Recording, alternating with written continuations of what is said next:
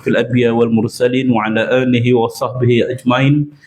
أشهد أن لا إله إلا الله وحده لا شريك له وأشهد أن محمدا عبده ورسوله.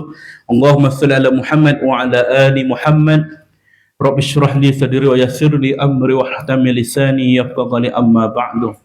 Terima kasih pengacara majlis, Saudara Safwan yang saya hormati, Barisan Sekretariat daripada Skuad Pengurusan Jenazah Malaysia, wakil-wakil daripada Bapakku FM dan juga Kelab My Friend FM, serta tuan-tuan, puan-puan, adik-adik, para peserta untuk kursus pengurusan jenazah anjuran bersama Bapakku FM dan My Friend FM, Kelab My Friend, serta Skuad Pengurusan Jenazah Malaysia.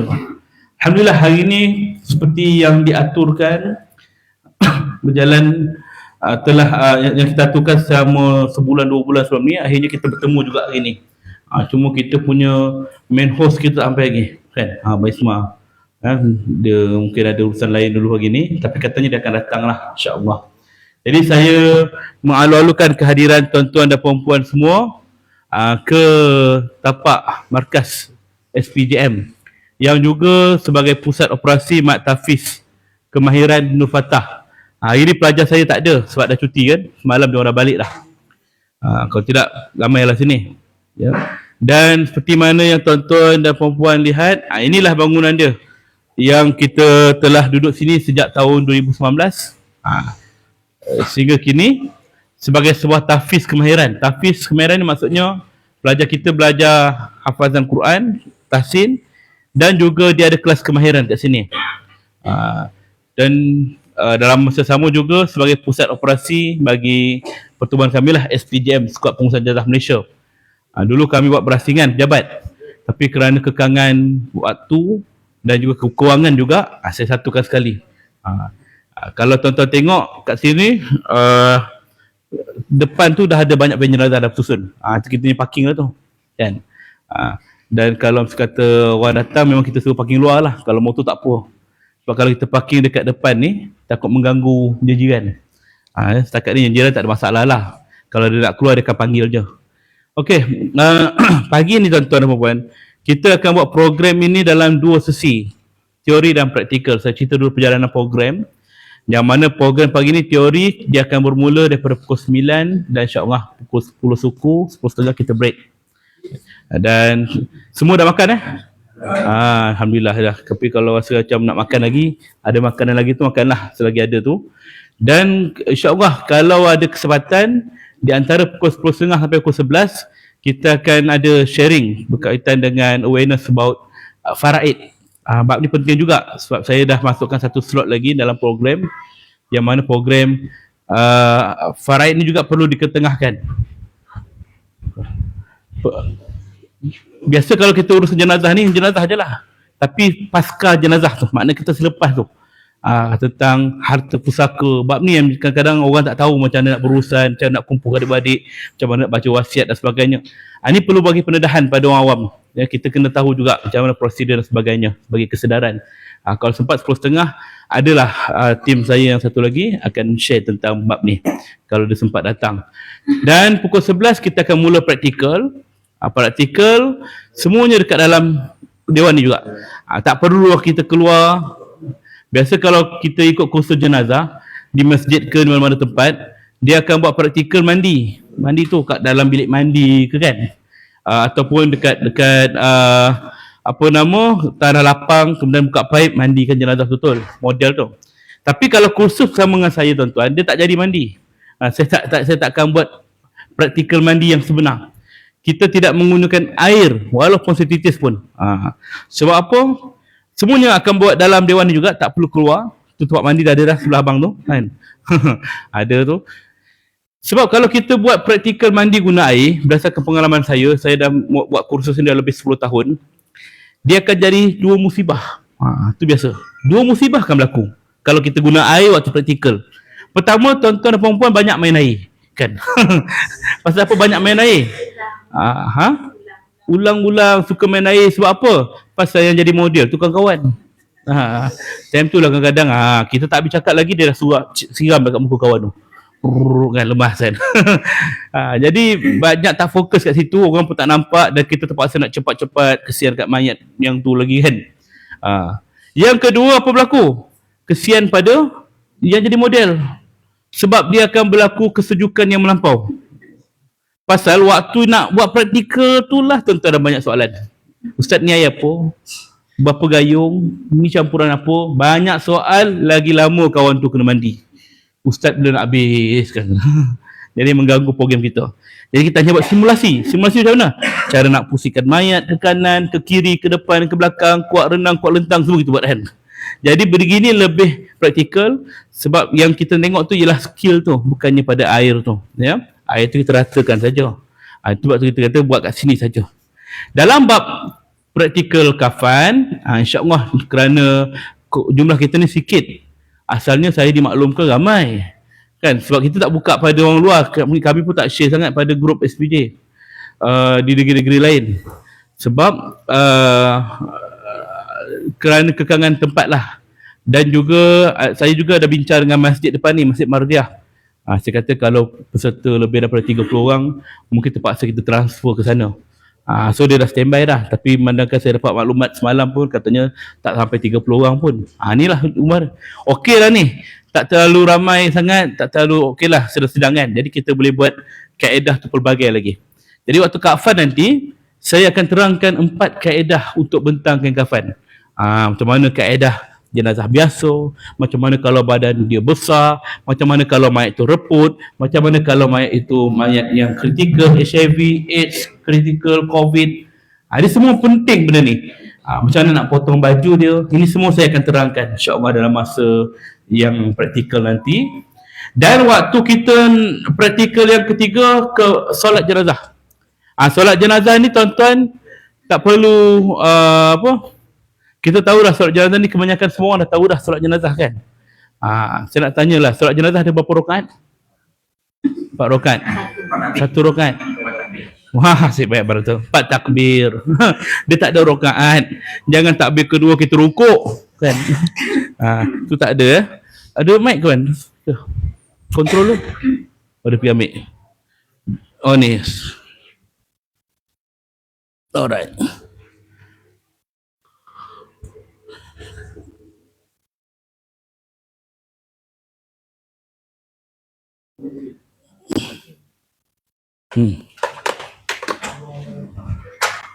Nak on balik. Tak boleh. Next. Yang ketiga kita akan buat solat jenazah. Saya akan terangkan. Saya tahu ramai dari kita dah tahu dah solat jenazah ni hanya 4 takbir. Dan saya akan selitkan juga dalam hal ini solat jenazah gaib. Pernah dengar solat jenazah gaib? Benar kan? Siapa yang gaib? Kita ke mayat? Mayat. Kuatlah pengertian kita solat jenazah gaib. Asal solat jenazah dia gaib. Asal solat jenazah dia gaib kan. Jadi di sini kita akan terangkanlah satu persatu solat jenazah gaib itu bagaimana rukunnya, waktu bila, sampai bila, bagaimana keadaan mayat tu dan sebagainya. InsyaAllah saya akan tekankan bab tu. Dan yang keempat, pengebumian jenazah. Tak payahlah kita ramai-ramai naik motor kereta pergi ke kubur Kelanggit yang paling dekat ni. Tak perlu. Tak perlu gali liang ke apa, tak perlu. Sebab itu bukan fokus kita. Kebiasaannya di kubur dah ada tukang gali dah. Maka tu kerja dia, biar dia buat. Dia tahu spek kubur macam mana, dalam macam mana, semua. Yang perlu kita tekankan dalam bab pengebumian nanti ialah bagaimana kaedah nak kebumikan mayat. Sebab yang biasanya yang turun satu mayat. Satu orang mayat. Yang menyambut dalam liang, biasa 3 orang. 3 orang menyambut kan. Tapi yang bagi arahan dekat atas 30 orang. Itu biasa kan. Semua nak bercakap. Tu kepala tu pusing kan. Menghadap kiblat, tali tu buka, tanah. Semua nak bercakap. Jadi serabut waktu pengebumian tu. Jadi bila kita dah belajar, kita dah faham dah. Orang tak bagi arahan pun kita dah tahu dah kerja kita buat apa. Ini pentinglah terutamanya orang lelaki lah untuk mendalami benda ni ya. Baik. Teori dan praktikal akan berjalan secara santai. Kalau tuan-tuan dan puan-puan ada pertanyaan, tanya je terus. Jangan malu kan. Inilah ruang yang kita ada. Dan saya akan selitkan juga tentang beberapa kaedah pengurusan jenazah kritikal. Dan juga istimewanya ialah kaedah pengawitan yang tuan-tuan tengok mungkin viral kan. Cucuk darah apa semua. Itu simulasi saja. Kalau untuk peserta kursus, saya akan tayang video sebenar. Dengan syarat waktu tayangan video tu saya akan matikan rakaman akan berakhir, tidak ada orang yang on kamera video, dia boleh tengok live macam tu je. Sebab apa benda tu PNC, kerana saya terikat dengan Filipin, kerajaan Filipina punya syarat-syarat peraturan, sebab lesen saya under Filipin, ya. Jadi benda ni ada bab yang kita kena jaga privacy. Okey, baik, boleh kita buka video pengenalan tu. Tuan-tuan, patutnya permulaan ni kita dapat ucapan daripada ni dulu, pengarah program Baisma. Mana pergi tak tahu lagi. Kita tunggu dulu, kena perjalanan kan, insya-Allah. Tuan-tuan ya. Ni cuaca mendung baik, alhamdulillah. Kita tengok pagi ni okey, tapi tengok ramalan tengah hari dah start hujan lah. Jadi kita cuba habiskan insya-Allah. Kalau hujan waktu tengah hari, kita tangguh sampai pukul 4 petang. Boleh? Sampai hujan reda. Allah Subhanahu wa taala. A'udzu billahi minasyaitonir.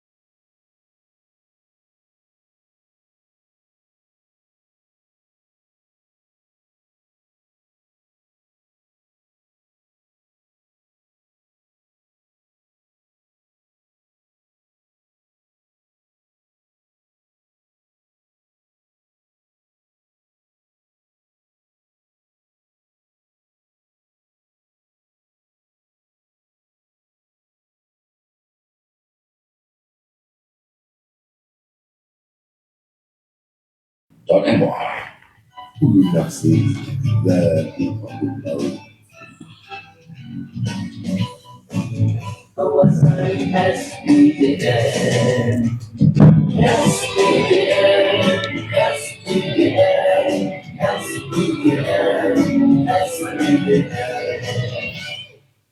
Baik, itulah pengenalan NGO kami, Skop Pengurusan Jasa Malaysia, yang berdaftar sejak 2018. Banyak kes-kes yang besar telah kami uruskan, antaranya kes kebakaran Ittifaqiyah yang berlaku di Keramat, mengorbankan 21 orang pelajar dan 2 orang guru tahun 2017. Kes 6 anggota bomba yang mati lemas di Puchong tahun 2018. Kes tsunami yang berlaku di Palu, Sulawesi tahun 2018. kes COVID sepanjang COVID sehingga berakhirnya COVID dan nak masuk COVID lagi ni kan, ada balik jenazah.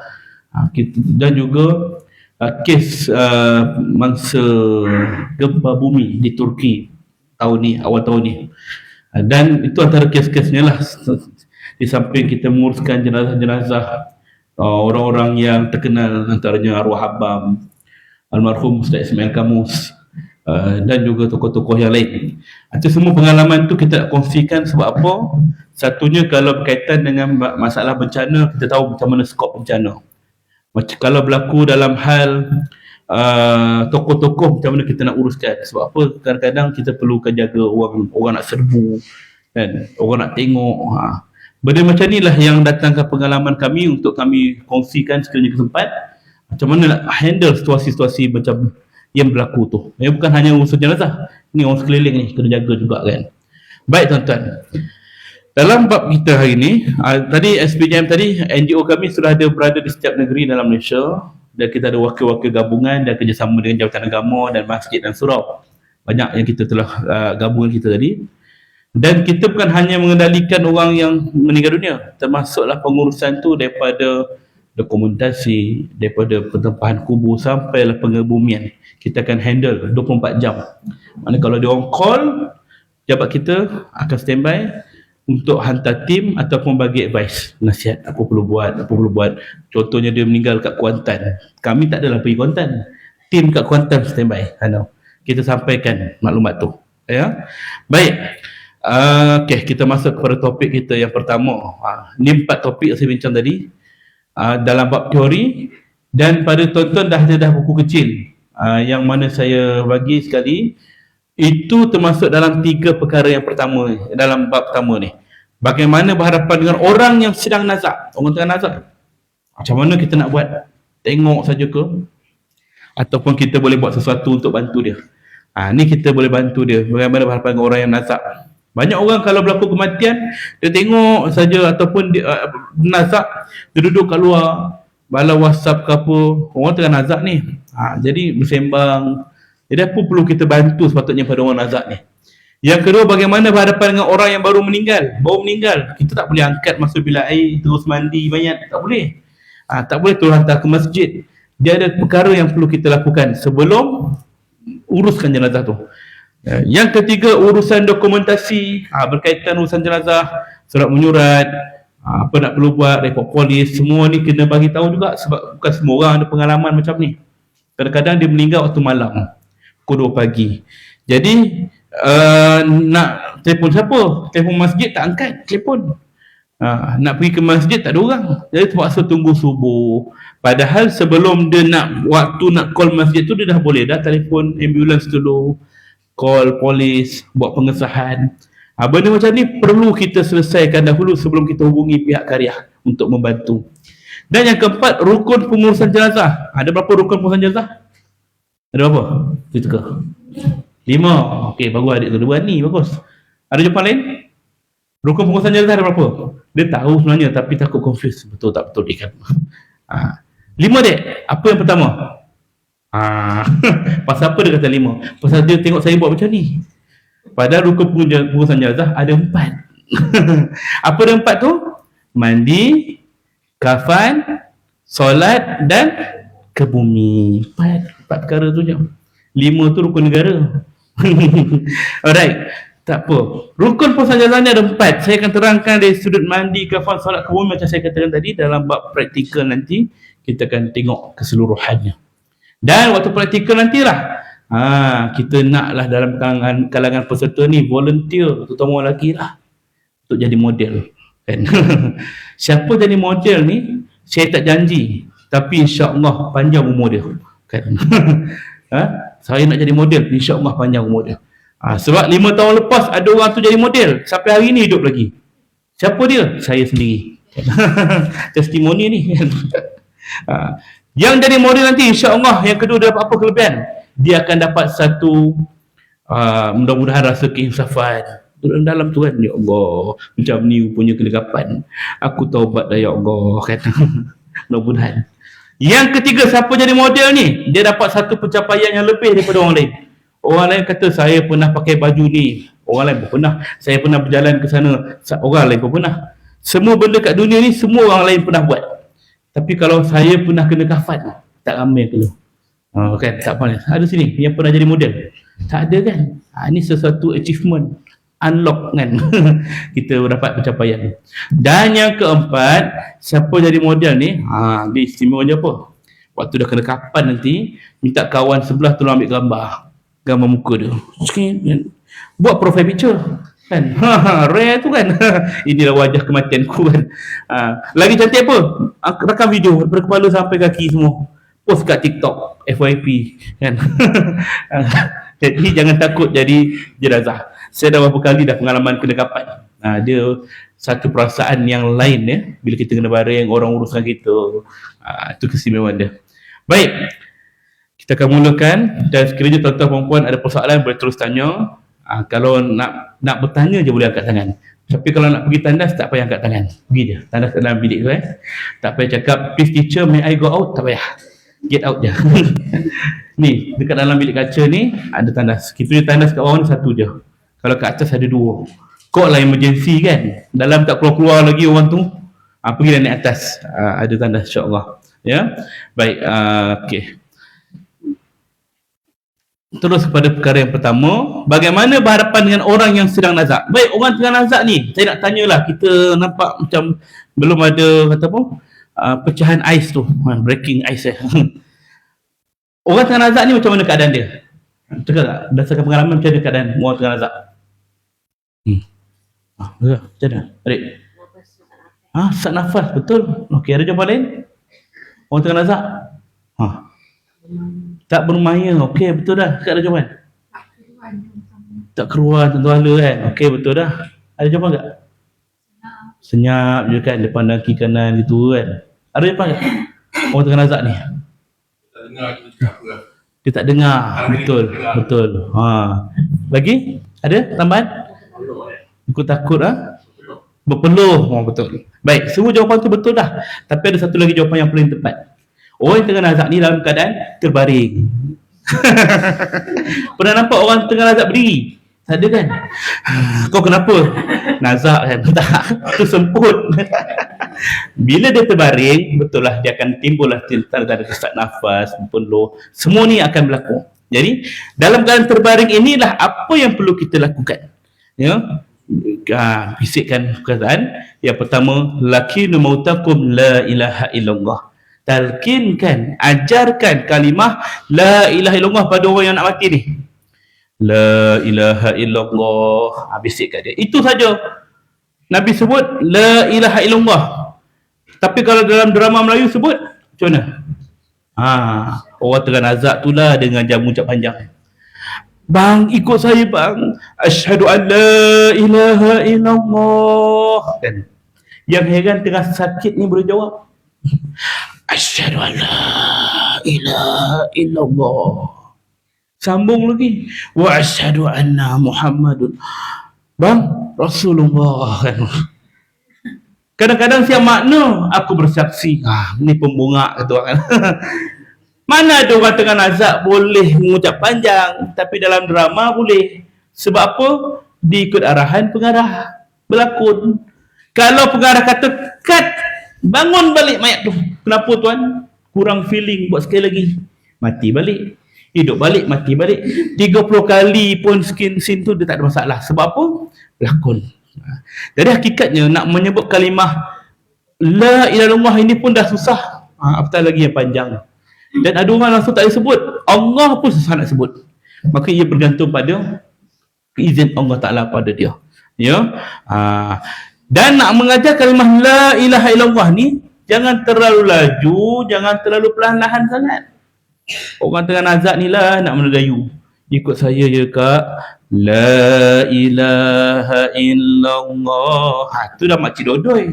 Kan? Terlelap orang tu ni. Jangan terlalu laju pula. Ikut saya.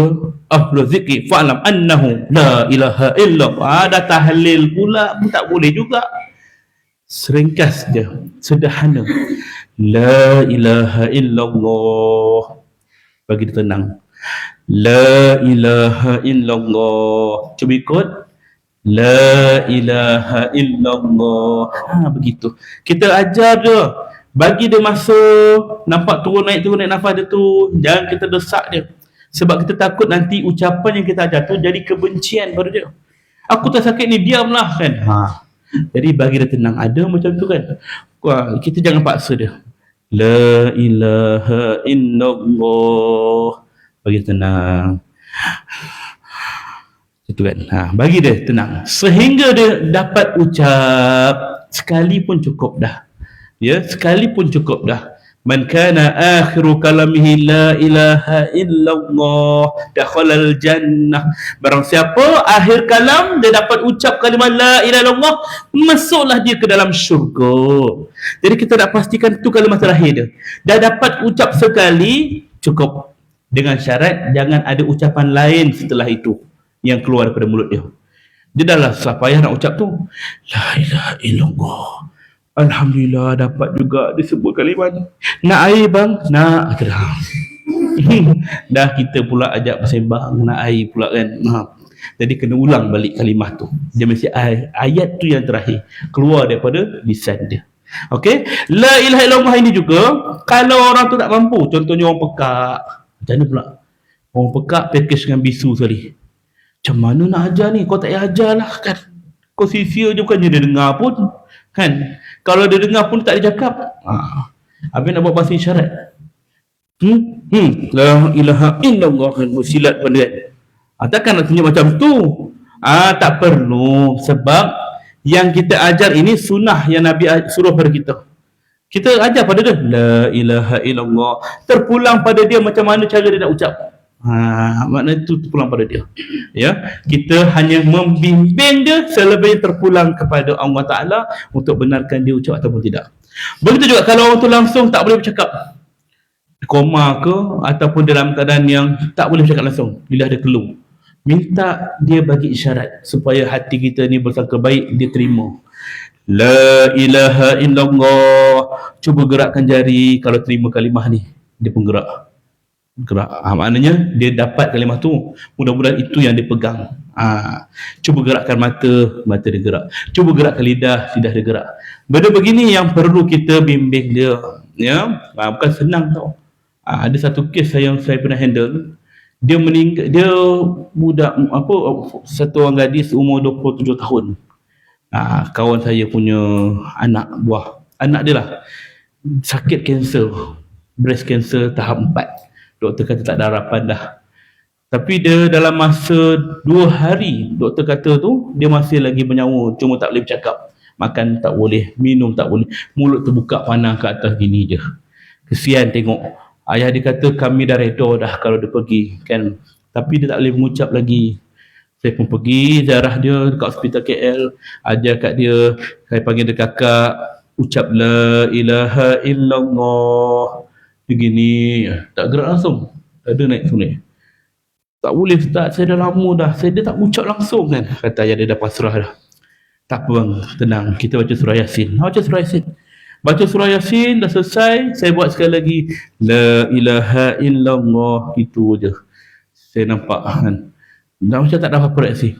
Saya kata, kakak, kalau dengar saya bercakap ni, cuba bagi respon. Gerakkan mata ke, lidah ke, sebab kita nampak lidah dia kan, lidah nampak, ataupun jari.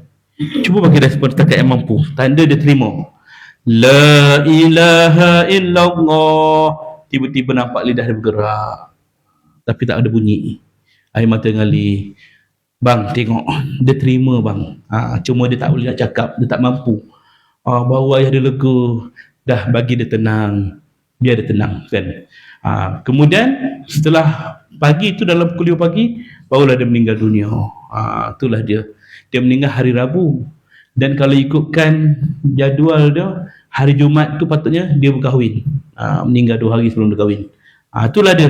Kan perancangan Allah mengatasi perancangan manusia. Nak sebutkan bahawa kita dah merancang dah sesuatu tu, tapi rupanya kematian tu dekat dengan kita lagi. Kan ada hadis tu Nabi sebut, satu hari Nabi pegang kayu, batang kayu, Nabi dengan sahabat-sahabat, tiba-tiba Nabi tulis satu garisan, serap panjang garisan tu. Boleh contoh mana ni? Nabi buat satu garisan panjang, satu garisan. Kemudian Nabi buat garisan yang kedua, sahabat-sahabat tengok, dua garisan. Kemudian Nabi pergi jauh sikit, Nabi buat garisan yang ketiga. Garisan yang ketiga. Kemudian Nabi tanya, kamu tahu tak apa yang ni? Siapa tahu? Nabi tanya, siapa tahu? Kata sahabat, hanya engkau dan Allah Ta'ala yang tahu. Kata Nabi, sesungguhnya garis pertama ini adalah kamu, kitalah. Garis yang kedua ini adalah kematian. Garis yang jauh sikit ini adalah angan-angan kita, cita-cita kita. Ramai orang yang merancang untuk impian dia, angan-angan dia, sedangkan kematian sangat dekat dengan dia. Apa maksud Nabi? Maksud Nabi ialah kita merancang tentang hari tua, tentang program kita next month, tapi kita lupa bahawa kematian tu sangat dekat dengan kita. Apa perancangan kita buat kematian nanti, selepas mati nanti? Perancangan di sini Nabi nak beritahu bahawa banyakkan perancangan juga, yakni dengan ibadah, taubat dan sebagainya sebelum kita mati, sedangkan yang ini belum tentu lagi milik kita. Itu yang Nabi cuba sampaikan, ya. Baik, jadi bila dia dah meninggal, okey, nak katakan bahawa bukan senangnya nak mengucap tu, walaupun kita biasa ucap sekarang ni la ilaha illallah, boleh siap nyanyi berdodoi lagi kan, tapi waktu nak mati bukan benda yang mudah. Yusabbitullahu allazi na'amanu fi qauli sabit fil hayatid dunya wa fil akhirah. Allah Ta'ala dia teguhkan ucapan orang beriman dunia dan akhirat. Kalau orang beriman selalu zikrullah, selalu beramal soleh, jaga amalan dia semua, waktu dia nak mati dia mesti dapat mengucap kalimah tu, walaupun ketika itu tak ada orang yang ajar kalimah tu pada dia. Dia mati seorang kat rumah, dia mesti mati dalam kalimah tu walaupun tak ada orang ajar dia. Ini janji Allah. Wa yudillullahu zalimin, dan Allah boleh sesatkan pula orang yang zalim. Orang zalim ni ya, orang yang berzalim dengan perbuatan dosa, maksiat dia. Jadi bila dia nak mati nanti, walaupun ramai orang kat keliling dia ajar kalimah la ilaha illallah, dia dengar, tapi kalimah itu tak keluar daripada tekak dia. Susah. Allah tak izinkan. Wa yaf'alullahu ma yasha. Allah boleh buat apa saja yang dia kehendaki, kerana dia tahu siapa kita, lebih daripada kita kenal diri kita. Itulah peringatan untuk kita. Baik tuan-tuan, ini yang perlu kita buat, ya, ketika berhadapan dengan orang yang nazak. Yang kedua, bacakan mana-mana surah dari Al-Quran di sisi sakit. Surah apa yang kita tahu? Surah Al-Fatihah je, baca. Surah Al-Ikhlas je, baca. Inna A'tainah je, baca. Antara yang disunatkan ialah surah Yasin, bacakan. Sebagaimana Siti Aisyah radhiyallahu anha ketika berhadapan dengan Rasulullah SAW di hujung usianya, waktu Nabi dalam keadaan sakarat, Siti Aisyah bacakan dua surah pendek. Apa dia? Qul a'udzu birabbil falaq dan Qul a'udzu birabbin nas. Itu sunnah. Al-Falaq dan An-Nas, baca pada waktu sakit ni, ya. Apa-apa surah pun boleh. Kenapa? Kerana Al-Quran syifa. Quran itu ialah penawar, penyembuh. Saya tak sempat ni nak baca Yasin ni, nak baca Qul Allah boleh? Baca Qul Allah wahad. Ada orang fit kat saya lah. Baik. Jadi di situlah kita kena fahamkan bahawa orang yang tengah nazak ni, kita banyakkan dengan Al-Quran pada dia. Kalau saya pasang kaset boleh tak? Pasang radio atau pasang handphone kan, bacaan Quran boleh, tak ada masalah, supaya suasana tu ada pada dia. Namun lebih baik kita baca. Lebih baik kita baca. Nak pasang boleh, baca lagi baik, ya. Baik. Dan yang ketiga, tunaikan apa jua hajat pesakit. Kalau dia dahaga, kita titikkan air kat mulut dia. Nak kalau dia minta, wajib tunaikan. Dan kena banyak bersabar. Dia diuji dengan kesakitan, kita diuji dengan kesabaran. Orang yang tengah sakit ni, kakak, abang, kadang-kadang dia ni menguji kita. Nak air, kita pun nak air, bagi dia air. Buatlah air masak kan, bagi dia. Dia tengok, tak nak air ni. Nak air apa? Nak air. Nak air apa ni? Buat pula air fresh orange. Tak nak fresh orange. Nak air. Dirap darah aku ni kan. Sabar kan. Nak air apa? Nak air. Nak air. Dia cakap tak kerti. buat kopi baju. Nah, tak nak air ni. Kau nak air apa? Mula aku ni angin ni kan. Sabar. Jaga orang sakit ni kena banyak pun sabar. Kita pun tak tahu macam mana lah kita punya kelakuan bila nak mati nanti. Nak air kan. Tolonglah cakap nak air apa. InsyaAllah saya tolong tunaikan. Nak air Starbucks. Starbucks kau minta kan. Banyak-banyak air tu yang kau minta. Kau tahu tak sekali orang boykot. Kan kalau aku pergi kedai sana kan viral muka aku kan. Macam mana nak buat kalau dia minta kan? Jangan marah, kita pujuk dia perlahan. Bagi tahu bahawa minum air lain lah, jauh kedai tu. Cakap baik-baik je. Jangan sampai orang yang tengah sakit nazak ni terutamanya, dia rasa jauh hati dengan kita. Merajuk atau kecewa. Orang lain tak, anak-anak aku tak peduli aku dah kan. Dia rasa macam dia seorang-seorang waktu dia sakit. Bila dia dalam keadaan sendirian macam itulah, dibimbangi syaitan akan datang menghasut dia. Syaitan akan datang dalam bermacam-macam keadaan. Ada keadaan yang dia boleh merajuk. Mari kita sampai dah bang. Dia kat dalam tu, bagi dia rehat dulu kan. Kamu boleh duduk sini baik. Dalam keadaan dia merajuk, syaitan pun datang. Mungkin syaitan tu datang dalam bentuk arwah mak dia ke, arwah ayah dia ke yang dah lama meninggal. Tiba-tiba dia nampak. Orang lain tak nampak, dia nampak. Dia tengok, mak, rindu kat mak. Mak datang ni nak bawa engkau ke syurga. Padahal syaitan. Mak, tolong mak, orang lain semua tak peduli saya dah mak. Kesianlah kat saya. Saya nak air pun dia tak bagi. Marilah ikut mak, dalam syurga bermacam-macam jenis air ada. Baiklah, bawalah saya ke syurga mak. Tapi dengan syarat, kita kena keluar daripada Islam. Islam kan agama kita. Syaitan ni, dia akan menghasut. Macam mana keadaan diri kita ni, bila tengok orang kita sayang, tiba-tiba pujuk kita, dia seorang saja yang ambil berat pasal kita. Itu ujian paling dahsyat. Sebab tu, ujian paling dahsyat ialah waktu kita nak mati nanti. Baru tentu lagi kita berjaya. Sebab waktu tu, kita dalam keadaan mabuk. Sakarat itu bermaksud mabuk. Diambang maut, sakaratul maut. Orang mabuk macam mana? Dia tak boleh pandang kanan kiri, tak boleh beza mana salah, mana betul, mana dosa, mana pahala syurga, neraka. Dia tak tahu dah. Waktu tu gelap pandangan dia. Waktu tu iman dia saja yang dapat membenteng diri dia. Nak kekal ataupun tidak. Yakin dengan Islam sebenar ataupun nak ikut dia. Yang kedua, bantuan orang sekeliling. Ajarkan dia, la ilaha illallah, tiada Tuhan selain Allah. Dia dapat terima atau tidak? Kemudian, bacaan Al-Quran yang memagarkan diri dia daripada gangguan syaitan ni. Ini yang kita kena bantu dia. Sampailah dia, kalau mesti kata dia lemah kan, baiklah saya ikutlah mak, saya keluarlah. Na'udzubillah min zalik, mati dalam keadaan kafir. Ni kita takut. Di hujung-hujung usia berjaya dikalahkan oleh syaitan. Sebab itulah orang tengah nazak ni, kita bimbing dia, bantu dia, nak apa bagi. Kalau tak mampu, kita cakap baik-baik. Jangan sampai dia jauh hati dengan kita. Kena jaga. Sebab masa dia tak lama. Lepas tu dia akan pergi. Biarlah pergi dalam keadaan yang tenang. Ni penting. Dan yang keempat, orang yang tengah nazak ni apa perlu kita buat? Tak ada dalam nota, tak ada dalam slide. Apa dia? Bimbing dia supaya husnuzon kepada Allah. Sangka baik kepada Allah. Sebab kata waktu sakit ni lah dia akan mengeluh. Allah tak sayang aku dah semayang dah, aku dah buat apa, tapi Allah uji aku sakit macam ni. Kadang-kadang dia mengeluh. Aku ni banyak dosa, aku ni semayang tak buat, entah neraka manalah tempat aku ni, aku reda je lah. Dia dah putus asa. La ta'natu min rahmatillah. Jangan kamu putus asa daripada rahmat Allah. Bimbing dia. Mak, sabar mak. Orang sakit ni pahala besar. Kan? Setiap sakit ini menghapuskan dosa mak. Pujuk dia. Allah sayang kita mak. Orang Islam ni masuk syurga nanti mak. Bimbing dia supaya sangka baik kepada Allah. Kerana ada satu hadis qudsi yang bermaksud Allah Ta'ala menurut pada sangkaan hambanya. Kata Allah, aku menurut pada sangkaan hambaku. Jika hambaku bersangka baik kepadaku, maka aku akan bagi dia kebaikan. Jika hambaku bersangka buruk kepadaku, maka aku biarkan dia dalam keadaan kesesatan. Waktu kita kena bimbing dia, sangka baik kepada Allah Ta'ala.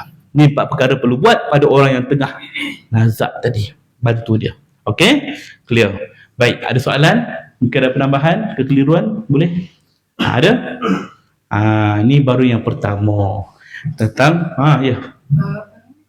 Nampak bangkai jenazah sakit tu dia macam keadaan dia Macam Macam yang ada tu. meracau. Okey. Itu maksudnya Okey. Dia meracau ni boleh jadi dia macam menjerit, dia nampak macam kan. Tangan menyerbas. Dia dalam keadaan sakaratul maut, dia tak nampak kita. Dia lupa siapa, dia lupa diri dia, dia lupa keluarga dia, bahkan dia tak nampak keluarga dia. Dia rasa macam dia di asing tempat. Lepas tu dia akan dapat bayangan, pergi kan. Kita ketika tu nampak dia macam kelakuan pelik, jangan tinggalkan dia. Dia dengar lagi, telinga dia masih dengar. Dia cakap dia, la ilaha illallah. Dia ada dengar, dia ingat. Tu cara tu memang dia sangat perlu kebaikan kita. Jangan tinggalkan dia. Waktu dia macam-macam nampak pelik sikit, ayah kau dia dah lain dah ni kan. Cepat-cepatlah kita bersama dengan dia, dekat dengan dia. Jangan tinggalkan dia. Sebab kejaplah saya nak pergi keluar kejap. Tinggalkan dia seseorang. Balik-balik meninggal. Apa yang berlaku ketika itu tak tahu. Ini yang kebimbangan kita. Ya? Ada soalan lain? Ada? Baik. Okey. Yang kedua kita nak bincang ialah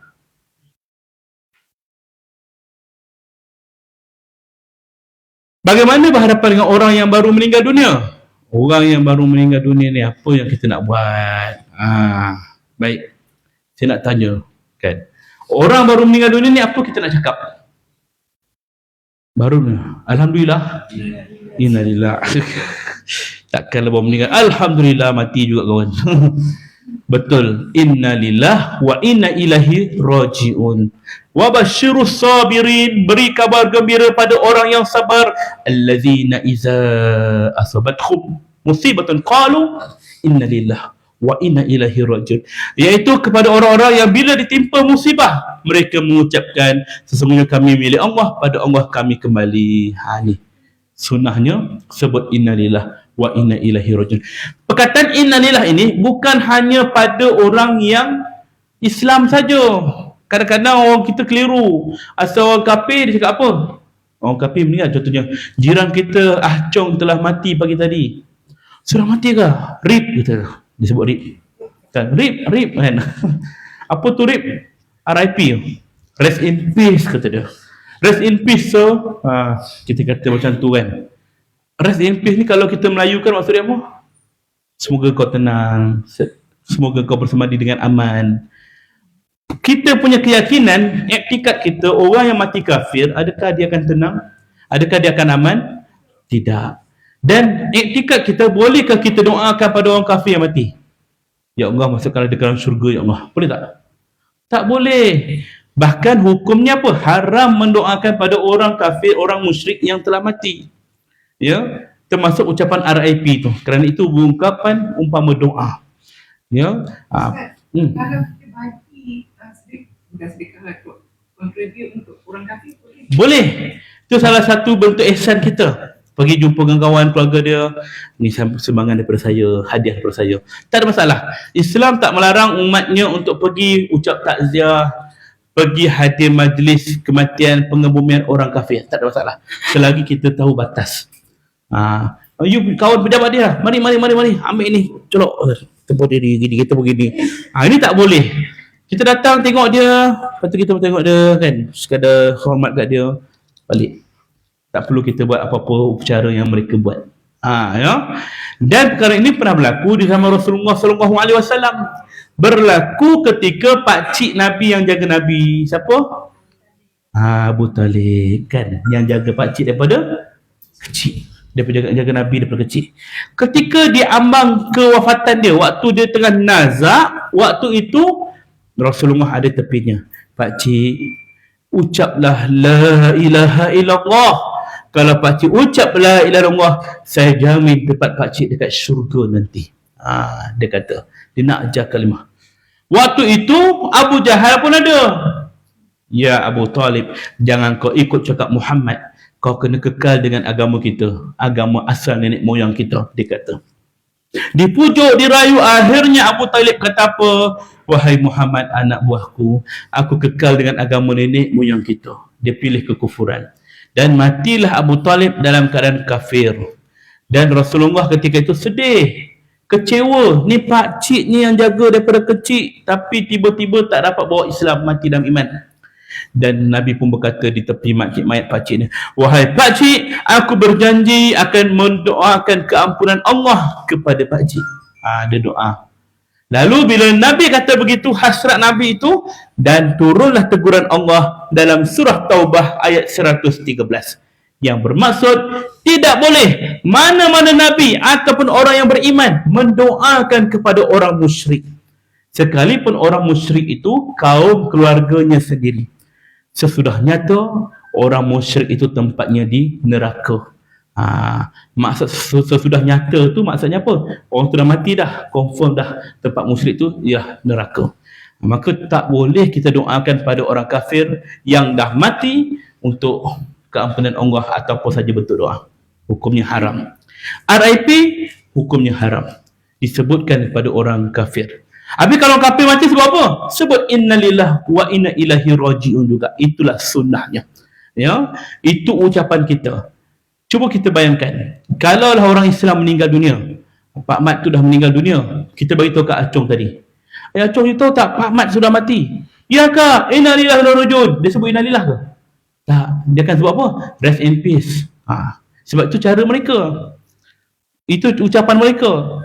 Kita pula, kalau terima berita kematian, si Acong ke, Putus Sami ke, Pak Lah ke, Pak Mat ke, tetap innalillah. Itu yang kita ucapkan. Ya, betulkan yang biasa, biasakan yang betul. Baik. Alright. Ada soalan lain? Dawak ni? Okey, saya. Bab yang kedua. Bang Imah nak masuk dulu ke? Boleh? Okey, baik, clear. Yang kedua, orang yang baru meninggal dunia ni biasanya mata dia terbuka. Ini kan. Kenapa mata terbuka agak-agak? Mata kenapa terbuka? Dia tengok apa? Dia tengok bumbung ke? Kita pun tengok. Apa dia pandang ni? Sebab apa mata terbuka? Yes, sakit sangat sampai mata terbuka satu hal, dan rohnya keluar melalui ubun-ubun di kepalanya. Ini berlaku ketika mana Abu Salamah radhiyallahu meninggal dunia. Ketika dia meninggal dunia, mata dia terbuka. Sahabat yang melihat kejadian itu, dia pun berkata macam kita kata, kenapa mata dia terbuka ya? Apa salah macam tu lah? Tertanya-tanya, persoalkan. Kadang-kadang ada yang babitkan tentang kehidupan dia. Macam kita tengok mayat tu. Waktu hidup dulu dia cari-cari ni. Kita kata buruk-buruk pada dia. Sahabat tidak berkata buruk-buruk, tapi sahabat bertanya-tanya. Lalu ketika itu Rasulullah SAW pun datang dan pergi ke mayat Abu Salamah dan terus menutup mata Abu Salamah radhiyallahu. Maka sunnah kita bila nampak mayat terbuka mata, tutupkan mata dia. Dan ketika itu kata Nabi, sesungguhnya orang yang baru meninggal dunia, roh yang keluar daripada jasad, dia akan melalui ubun-ubun kepalanya dan mata akan mengiringi pembagian roh. Maka Nabi nak mengatakan ini adalah satu fitrah, benda yang biasa, ya, benda biasa, bukan benda yang asing, bukan kerana azab ke tidak. Ini fitrah. Lalu Nabi kata apa? Hendaklah kalian yang hadir ni berkata yang baik-baik ketika ini, kerana ketika ini malaikat semua mengaminkan kata-kata kita. Nabi kata cakap yang baik-baiklah, sebab malaikat hadir ni semua aminkan kata-kata kita. Betullah kita bila selesai solat jenazah, kadang-kadang imam akan cakap, apa kita nak kata pada mayat ini? Baik. Apa kita nak saksi pada mayat ini? Baik, kan? Ini adalah kias kepada apa yang Nabi kata, ucap yang baik-baik. Malaikat mengaminkan kata-kata kita. Itu ada dalil dia, kan? Kemudian Nabi pun tutup ke mata dia. Jadi nak mengatakan bahawa mata ni perlu ditutup. Apa kaedah dia? Bermacam-macam kaedah. Asalkan boleh tutup, jadi. Antara kaedah yang disusun, bila pertama, kalau mata dia tak boleh tutup, kita urutkan kelopak mata dia. Urut perlahan kelopak mata dia. Bahagi tutup. Kalau rasa macam kulit dia ni dah kering, guna minyak sebagai bantuan kita. Minyak apa yang ada kat rumah tu? Minyak masak. Guna minyak masak, minyak zaitun. Lagi minyak apa? Minyak urut ke? Lotion boleh. Kita minyak Johnson kan? Lotion tu boleh. Minyak baby oil tu pun boleh. Kita guna apa yang ada. Cuma kalau guna minyak masak, tuan-tuan, saya kena ingatkan juga, takutlah dia guna minyak masak yang dah bertakung. Dia goreng ikan keli malam tadi, ambil dalam kuali tu ada kan, tak payah buka yang baru kan. Ambil kocak-kocak, naik keladak kan, sapu kat mata mayat kan. Datang kucing jiran, jilat mata mayat tu. Bersihkan kan. Gunalah minyak yang baru. Urut perlahan. Ya. Minyak yang sesuai lah. Jangan guna minyak cakapak. Terkebil-kebil mata mayat nanti. Kan. Odeh kan. Guna minyak yang okey. Urut perlahan ya. Sehingga tutup. Sekiranya tak boleh tutup, kita guna kaedah yang kedua. Apa dia? Kaedah kedua. Sila bang. Okey. Kaedah yang kedua, apa dia? Kita gunakan letakkan batu kerikil. Batu kerikil apa? Batu-batu kecil tepi jalan sesepah tu kan. Batu-batu kecil tu, ambil sikit, letakkan kat mata dia, kelopak mata dia ni untuk beratkan. Itu sebagai alat saja. Guna batu Jangan tak jumpa batu bedal bata pula. Tu sebelah rumah ada buat rumah kan. Minta sikit bata seketul kan. Potong dua kan, letak sini. Janganlah, tak logik lah. Kita ambil yang kecil sikit. Dan pastikan batu tu batu yang bersih. Pastikan itu je lah batu betul. Takut tuan-tuan main ambil je, rupanya tek kucing yang dah kering kan. Tengok betul-betul kan. Jangan main letak saja. Sekiranya tak jumpa batu yang sesuai, kita boleh guna duit shilling. Itu antara kaedah. Barang-barang logam kecil-kecil, duit shilling, kita ambil shilling tu, kita ambil, letak kat mata dia. Ada orang kata tak boleh ustaz, ini macam budaya orang Cina, budaya bukan Islam, letak duit kat mata mayat. Kita katakan ini adalah kaedah al-umuru bil maqasidiha. Setiap benda bergantung pada tujuannya. Innama a'malu bin niat, bergantung pada niat kita. Apa niat kita? Nak tutup mata dia je ni, guna alat ni untuk tutup mata je. Tutup mata. Itu kaedah dia. Cuma nasihat saya, kalau siapa guna shilling tutup mata mayat, jangan biar lama-lama, takut terlupa.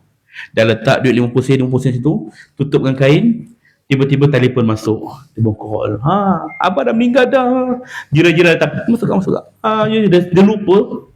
Orang pun datang masuk nangis, arwah dia baik, orang dia. Orang ni cukup muda, suka bersedekah. Inilah orang dekat taman ni paling baik sekali. Boleh tak saya tengok muka dia kak? Dia pun jawab, boleh buka lah.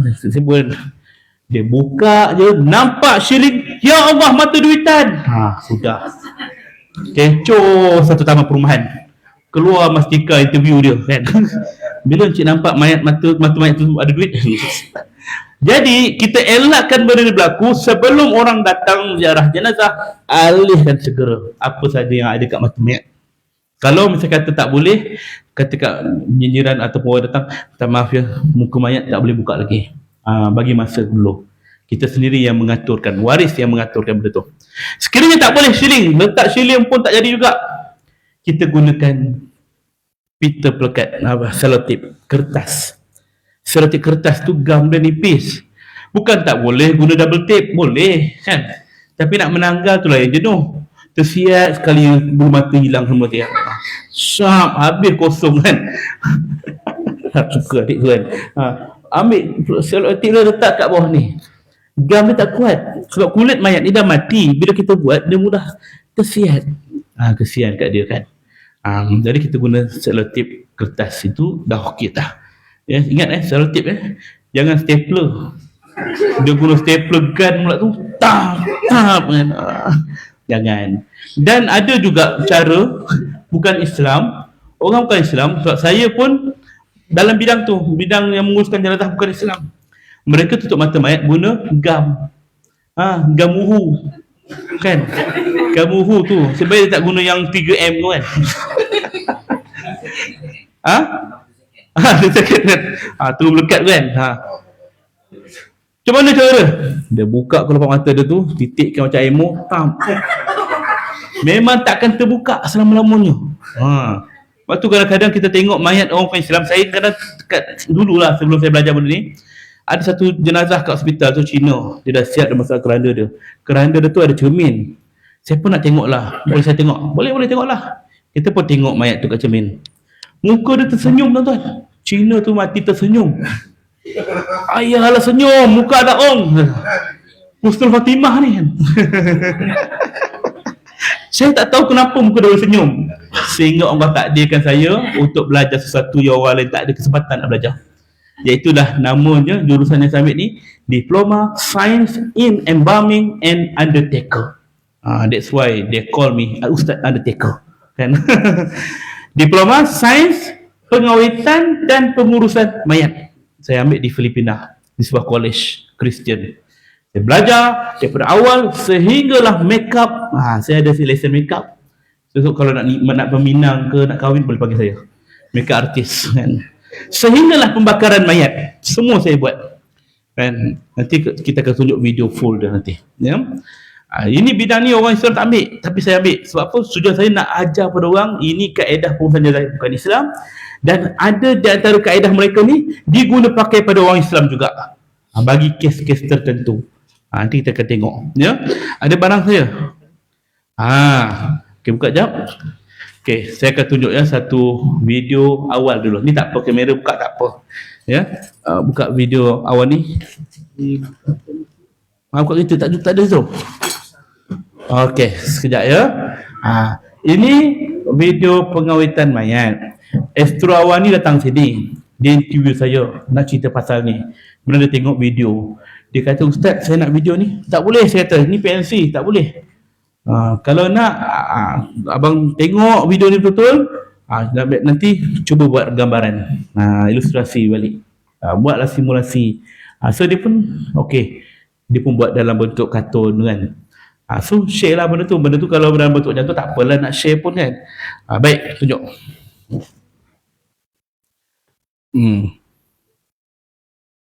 Ini saya ambil bikisan ni daripada Astro Avani. Kat YouTube ada. Setiap yang Ini laju. Kita skip dulu. Janji yang bak insan hanya dimuatkan Okey. di jenazah itu sendiri. Semua jenazah yang diimport atau untuk diekspor perlu menjalani proses awinan. Mayat-mayat ini Dia je. melalui satu proses, iaitu kita akan keluarkan, cari dua urat dalam badannya, urat arteri dan vein. Yang mana dua-dua urat inilah yang akan dijungkit keluar untuk memasukkan cecair formalin ke dalam badan mayat. Kita akan gunakan lebih kurang jenazah dewasa dalam 12 liter cecair formalin yang bertujuan untuk mengawet mayat supaya dia dapat bertahan lebih lama dan juga memenjalakan darah yang tertinggal dalam badan mayat. Sampai itu, bila ubat tu masuk atau formalin tu masuk, maka dia akan menendang keluar darah. 70% badan kita ini ada cecair. Maka sebahagiannya ialah darah, semua dia dibuang keluar. Sila kedua pula ialah untuk kita kaedah yang dinamakan sebagai cavity embalming, iaitu satu kaedah membuang segala cavity ataupun organ-organ dalaman badan.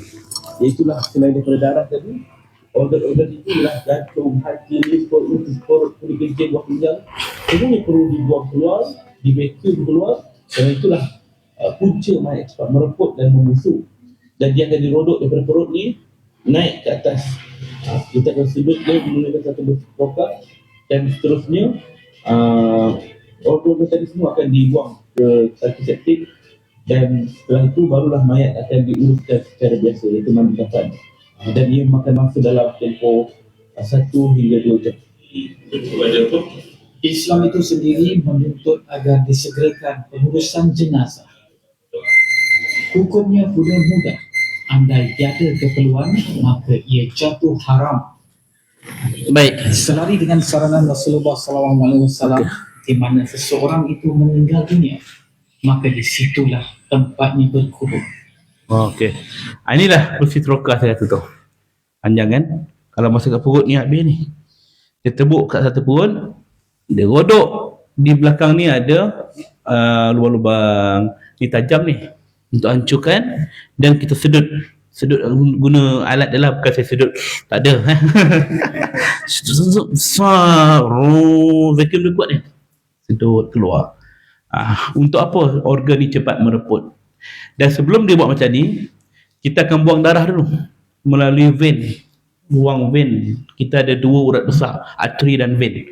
Di kawasan-kawasan tertentu, kalau biasa tengok orang dialisis cuci darah, dia ambil kat sini atas dari ni, dia keluar darah, cuci kan. Jadi arteri di bahagian vein darah keluar, arteri, dia akan masukkan cecair formalin. Formalin tu 12 liter masuk dalam badan mayat. Dalam badan kita ada 6 liter saja darah dibuang keluar, berganti. Lepas tu mayat tu akan tegap, dia keras. Kita hancurkan pun perut dia tak akan lepeh sebab badan dia dah keras. Baru tersedut. Inilah proses dia untuk mayat-mayat yang bukan Islam, kerana biasanya mereka akan simpan mayat seminggu, 2 minggu baru mereka tanam. Cara adat lah dia orang. Kita orang Islam tak melalui benda ni, kecuali nak bawa balik ke negara asal. Contohnya meninggal dekat China, meninggal kat Europe, Australia, ataupun negara-negara jiran, contohnya Indonesia, Singapura, Thailand. Ini kaedah yang diguna pakai. Okey. Dia kaedah embalming ni, dia ada 4 kaedah. Ni tuan-tuan kalau kursus kat luar tak jumpa ilmu ni. 4 kaedah apa dia? Pertama, namanya ialah surface embalming, permukaan. Kita masukkan ubat tu ke bahagian hidung, mata, kita simbah macam tu. Surface embalming. Formalin tu kita letak ke atas badan mayat. Yang kedua, namanya ialah hypodermical embalming, iaitu cara menyuntik ubat formalin tadi ke dalam badan mayat sebanyak 5 liter. Dia cucuk tangan sini, cucuk tangan sini, cucuk tangan sini, cucuk tangan sini, cucuk tangan sini, tangan sini, dia cucuk semua badan, dia cucuk kan. Kan? Habis satu badan cucuk 5 liter. Yang ketiga, namanya ialah arterial embalming, iaitu dengan cara memasukkan formalin melalui urat arteri 12 liter.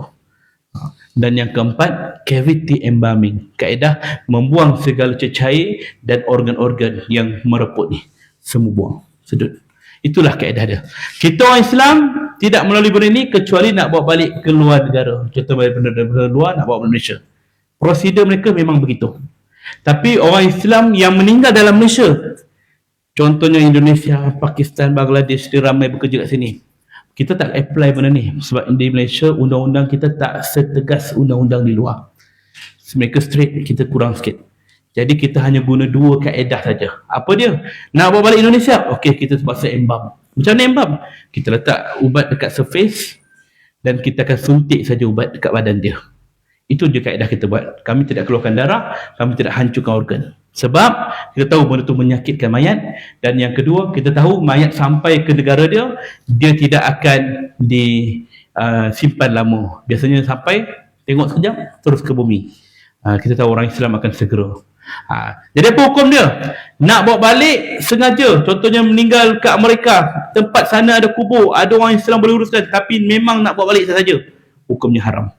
Ya, tengok Tok Guru Harundin meninggal dekat California. Dia kata dah, kalau aku mati sana, jangan bawa balik, biar sana. Bukannya dia tak ada duit, dia ada duit. Anak buah pelajar dia semua ramai, buat kaya-kaya, boleh sponsor, tapi dia tak nak. Sebab dia tahu tentang ganjaran dan juga apa yang Nabi sabdakan, mana meninggal situ ke bumi. Ya. Yang kedua, sekiranya tak ada tempat tanah kubur, contohnya meninggal di negara China. Yang saya faham, negara China salah satunya negara yang tidak benarkan mayat orang asing dikebumikan kat tanah mereka. Kalau nak uruskan di negara dia, bakar saja. Takkan kita nak bakar mayat orang Islam, saudara kita. Orang negara dia tanamlah, tapi orang luar dia bakar. Jadi terpaksa bawa balik, maka hukumnya harus. Ya, itu berbeza pandangan ya. Baik, Allahu a'lam. Itu saya nak cerita pasal bab ini. Alright, ada persoalan setakat ni? Ada? Nanti kita tengok video yang sebenar. Tadi baru simulasi. Ya. Ya. Macam dekat negara yang kalau memang dia kata kalau mayat luar dia akan bakar. Kalau macam family dia tu satu memang tak mampu nak ambil dia bawa balik. So boleh ke dia teruskan dengan. Baik, itu berbeza keadaan. Baru soalan abang tu, kalaulah tempat dia tu tak boleh nak bawa balik, family pun tak ada duit, dan juga orang Islam lain tak boleh bantu, waktu tu krisis kewangan teruk, dia tak ada pilihan, terpaksalah ikut pada arahan negara tu, kata bakar. Maka di sini kita tidaklah dijatuhkan hukuman haram atau berdosa. Hukumnya jadi harus, terpaksalah. Mayat tak ada apa-apa masalah. Sebab apa? Dia dengan urusan dia dah selesai dah. Kita terlepas tanggungjawab fardu kifayah. Cuma yang boleh kita buat ialah kita buat solat jenazah gaib pada dia. Buat solat jenazah gaib. Itu pilihan yang ada. Ya, bukannya kita sengaja. Ya, benda ni berlaku pada zaman Rasulullah dulu. Ketika Raja An-Najashi, seorang raja di Habsyah, jauh Habsyah dengan Madinah, meninggal dunia. Nabi dapat mukjizat, Nabi dapat wahyu mengatakan dia dah meninggal dunia. Nabi kata, bangunlah, kita akan solat. Ada satu orang raja di Habsyah telah wafat, maka dirikanlah solat jenazah gaib. Nabi solat jenazah gaib. Maka ulama pun berbanyak pandangan, antaranya mengatakan itu kerana di Habsyah banyak orang Nasrani, maka tak ada orang Islam yang uruskan. Jadi mungkin dia cara bukan Islam, tapi caranya yang boleh kita buat ialah solat jenazah gaib saja. Walaupun pengurusan jenazah dia bukan cara Islam, tapi kita boleh buat solat jenazah gaib. Itu cara yang boleh kita buat. Tak boleh buat semua, jangan tinggal semua. Itu yang hukum terpakai ketika COVID. Ketika tak boleh mandi, ketika tak boleh tayamum, jenazah ni tak boleh sentuh langsung, maka kita tak boleh buat apa? Tak boleh mandi saja. So kita boleh buat kafan, buat kafan. Boleh solat? Boleh solat. Boleh kemui? Boleh kemui. Maka tak boleh buat semua 4 rukun, jangan tinggal semua rukun. Itu di Islam punya pandangan. Okey? Baik, soalan lain? Ada? Okey, clear. Baik. Selesai bab ini. Yang ketiga, sumbatkan kapas ke dalam 2 lubang hidung dan telinga mayat. Ni lubang hidung, telinga ni sumbat. Sumbat. Tujuan dia apa? Sumbat kapas kat telinga hidung buat apa? Untuk mengelakkan serangga. Betul. Untuk mengelakkan binatang. Betul. Binatang macam mana? Anjing, kucing. Kalau binatang lah kan. Mustahil lah binatang. Maka serangga lah. Semut, lalat, ulat ke apa kan masuk, kita tutup dulu. Dan yang kedua, untuk mengelakkan darah ataupun cecair dalam badan mayat tu dia keluar mengeleleh kan. Maka kita pun tutupkan lubang tu kan. Itu kaedah dia. Ya. Dengan keadaan sekadar yang boleh. Letak kapas kat hidung telinga ni sekadar yang boleh. Kenapa saya kena tegaskan ayat tu? Sebab orang kita selalunya bila nak sumbat kapas, dia bukan buat sekadar yang boleh, selagi boleh. Selagi boleh. Boleh lagi ni. Boleh lagi ni. Boleh lagi ni. Kembang hidung mayat tu. Bila kita nak uruskan mayat tu, kita tengok, apa kembang hidung mayat ni ya? Tarik kapas tu keluar, la ilaha illallah, daripada tekak ni disumbatnya. Oh Allah, jangan zalim kat mayat. Sedikit saja kita sumbatnya. Ya. Tujuannya untuk mengelakkan 2 benda tadi. Okey, yang keempat, keluarkan gigi palsu dan tutup mulut mayat. Gigi palsu, kalau ada pakai gigi palsu yang keluar masuk tu, malam-malam nak tidur dia keluarkan, letak dalam cawan, ada air, kelekung. Siang-siang pagi nak bangun subuh, dia ambil balik, pakai. Cucu tengok, tok ni air apa? Minum. Berkat hidup cucu tu. Gigi palsu yang keluar masuk ketika orang tu tengah nazak ataupun ketika dia baru meninggal dunia, keluarkan segera. Kita bimbang dia akan termasuk dalam tekak, tercekik nanti. Kan? Keluarkan segera. Melainkan gigi palsu yang ditanam dalam gusi. Dia dah operate dekat doktor gigi, tanam. Kita pula kata gigi palsu tak boleh ni, cabutlah kan. Cuba cabut tak boleh. Macam mana ni? Ada pelayar tak kat rumah ni kan? Pelayar. Tak ragu. Bismillahirrahmanirrahim. Tarik kuat. Ya Allah, gigi betul tersalah. Macam mana nak buat? Dah tak boleh cabut, biarkan saja. Tak payah pandai-pandai nak cabut. Kan? Termasuklah yang pakai besi kat gigi tu. Apa tu? Braces. Gigi kan? Tengok, alamak ni gigi besi ni. Macam mana nak buat ni? Minta screwdriver. Screwdriver tu jungkir, berdarah mulut mayat tu. Biarkan apa saja yang tak boleh tanggal pada badan mayat, yang melekat pada badan mayat tak boleh dibuang, biarkan. Termasuk apa yang melekat pada badan dia. Contohnya dia pakai tattoo. Tattoo tu kan. Gambar rimau, gambar monyet, gambar salib ke apa ke kan. Kita tengok, ya Allah, salib. Di Islam ke? Islam dah, dia masuk Islam dah. Tapi dia tak sempat nak buang. Macam mana kita ni? Salib ni. Ataupun apa-apa logo lah pada badan dia. Tuan-tuan tahu pisau sagat yang nak apple kan? Pisau sagat apple tu, siatkan dia. Bergulung-gulung kulit dia tu. Jangan buat macam tu. Maksudnya ialah jangan buat siat ke, jangan kita ambil pisau apa. Ada tak berus dawai ni? Berus dawai gosok. Streka ke kan? Dalam kan streka kan? api kena bagi dia padam. Jangan seksa mayat. Apa saja pada badan mayat, kita jangan rasa macam benda tu berat. Lalukan air je. Tak boleh lah kala-kala ni. Lalukan air saja. Ya. Kadang-kadang doktor, dia bila operation sakit, dia letak marker pen permanent tu. Dia tanda mana nak kau potong. Lepas tu kita nak mandi mayat, kadang-kadang ada orang tuduh. Ya Allah, susah betul lah nak guna. Minta tina pula. Klorok, habis semua kan. Tak boleh, jangan paksa, lalu air je. Termasuk kalau rambut dia berwarna, warna merah, warna kuning, warna hijau, jalan. Traffic light kan. Warna berwarna-warni. Macam mana nak buat ni? Dah habis dah klorok kita guna dah. Tak habis-habis kan. Macam nak buat? Ambil mesin tu. Senang botakkan dia kan. Jangan dibotakkan, jangan dipotong rambut dia. Biar dia. Lalukan air, gosok-gosok sikit, jalan. Maksudnya ialah apa pada badan mayat itu urusan kita. Biarkan. Walaupun dia pakai apa-apa benda lain. Dia pakai besi ni kat kaki dia ni. Biar skru ni. Biar. Tak boleh sama kan? Biar. Termasuk benda-benda mistik. Dia pakai susuk ni. Macam mana ni? Mana susuk dia? Dia cuci tangan sini kan. Cerita apa tu kan? Dia cucuk macam tu. Ya. Kadang-kadang benda tu keluar waktu mati. Nampak macam bersinar, macam bisul kan. Boleh ambil ke? Ambil lah. Kita ambil. Kalau tak penuh ilmu di dada, habis kita hanyut. Takut-takut kita pula yang terikat, takut kita pula yang terganggu. Maka apa saja pada badan mayat yang kita nampak lain macam ni, jangan usik. Biar dia. Bukan kalau kita ada ilmu tak apa, tapi kalau kita tak tahu, kita urus mayat je. Buat sekadar apa yang kita tahu saja. Okey? Baik, itu yang perlu kita buat. Alright. Sumbatkan kapas ke dalam mulut jenazah. Dan kita ambil kain sebesar kain serban ke. Boleh ambil kain batik tu, try. Kita buat macam ni. Pernah dengar? Apa? Dek, minta jap. Sini. Pakai baju bapak aku FM tu. Mai. Contohlah kan. Nama siapa, Dek? Sahibul. Sahibul. Masya Allah, nama.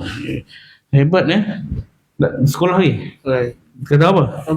Sampai. Masya Allah. Kat mana sekolah? Ni, Pulau Langat. Kuala Langat Saya dengar sini banyak jauh. Ada daripada Johor tadi. Mana? Johor? Masya Allah, bang. Johor kat mana, bang? Keluang ni semua sahabat-sahabat bapak aku FM ni. Dia datang bukan nak jumpa saya, sebenarnya nak jumpa Mai Isma kan. Si baik Abang Isma sampai juga kan. Ya. Okey. Ada lagi daripada jauh sini? Daripada luar KL ada? Ada daripada Kuantan. Masya Allah. Naik bas ke, bang? Drive? Daripada gua apa? Tidur sini lah. Masya Allah. Datang jauh. Ada lagi jauh? Ni Perlangat, Kuantan, Johor. Ada lagi? Bukan daripada Brunei ke ada?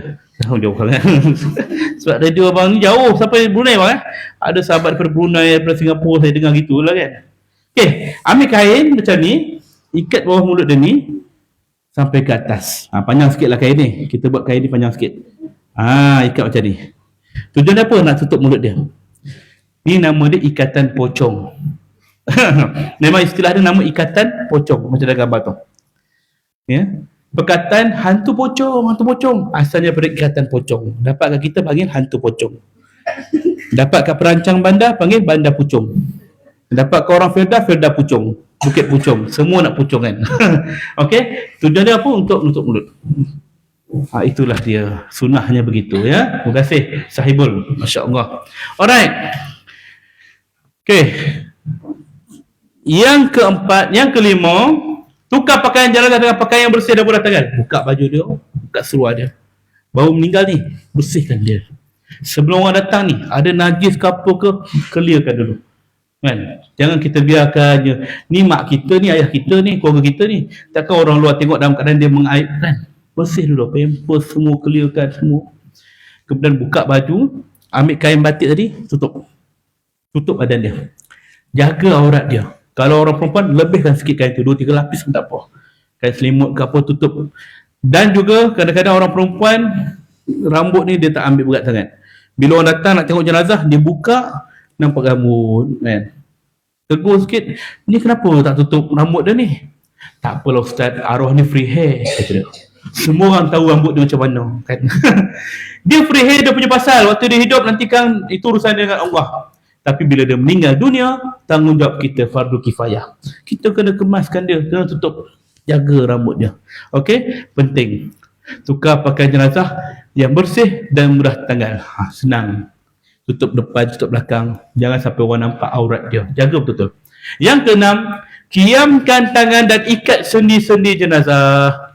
Kiamkan tangan dia ni, kiamkan dia, ikat tangan dia ni. Ni sebelum mandi kapan sebelum urusan mandi kapan. Kiam, ikat, satu. Yang kedua, lutut dia ni rapatkan, ikat dekat lutut. Yang ketiga, rapatkan jari kaki dia, ikat dekat jari kaki dia ni. Dua jari kaki, ibu jari kaki rapat supaya dia tetap lurus tegak macam ni. Kenapa? Mayat setelah tempoh beberapa jam, biasanya dalam tempoh 3 jam ke atas, dia akan keras. Darah beku, urat tegang, maka dia susah nak dilenturkan. Maka bila dia dalam keadaan macam ni, nampak lagi kemas. Ya, nampak lebih beradab mayat dahulu ni.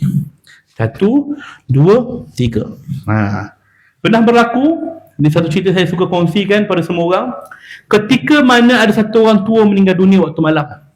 Anak dia ramai lelaki, dalam 4 orang ke 3 orang, 4 orang lelaki. Dan waktu itu saya dipanggil waktu siang. Dia meninggal malam. Saya dipanggil waktu siang, baru bagi tahu. Lepas subuh tu saya datang, jenazah dah bawa ke surau. Kita tengok jenazah orang tua dalam 90 tahun lebih umur dia. Badan dia kurus sangat. Ketika saya nak ambil, nak mandikan dia ni, saya buka kain, tengok mayat itu masih dalam keadaan berpakaian macam orang hidup. Maknanya pakai baju t-shirt, kain pelikat lagi. Dalam ada pampers najis lagi. Maknanya anak dia tak sentuh dia lagi. Saya tanya pada anak dia, kenapa tak settle dengan ayah ni? Saya terlupa lah ustaz kan. Kami pun tak tahu, tak ada kemahiran, pengalaman. Kalau ayah dah 90, anak tentu dah umur 60, 50, 70 kan. Jadi dia tak ada pengalaman, tak apalah. Jadi kita kata, okey kita buatlah. Saya terpaksa gunting sebab tangan mayat dia tu dah keras. Nak buka baju macam mana? Terpaksa gunting. Okey. Waktu kita nak mandikan mayat, tangan dia tak boleh nak kiam pasal dia dah keras. Saya nak urut pun tak boleh sebab dia kurus. Takut patah. Saya cuba tak boleh. Macam mana ni ustaz? Kata anak dia, tak apalah, waktu kafan nanti tangan dia begini. Tak payah kita kiamkan. Boleh ke ustaz macam tu? Boleh, tak ada masalah, saya kata. Anak dia yang bongsu saya rasa macam muda sikit. Yang keempat tu. Tapi ustaz, saya rasa tak sempurna lah. Biarlah tangan ayah saya macam ni. Saya kata, bukannya saya tak nak buat, memang tak boleh.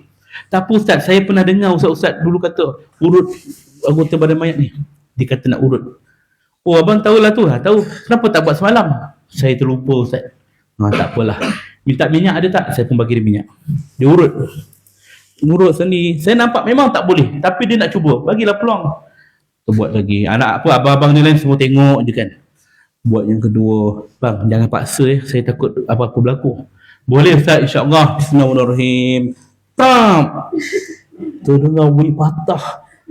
Longgar tangan bapak dia gini kan. Semua tergamam pandang saya. Apa salah aku? Dia yang buat kan.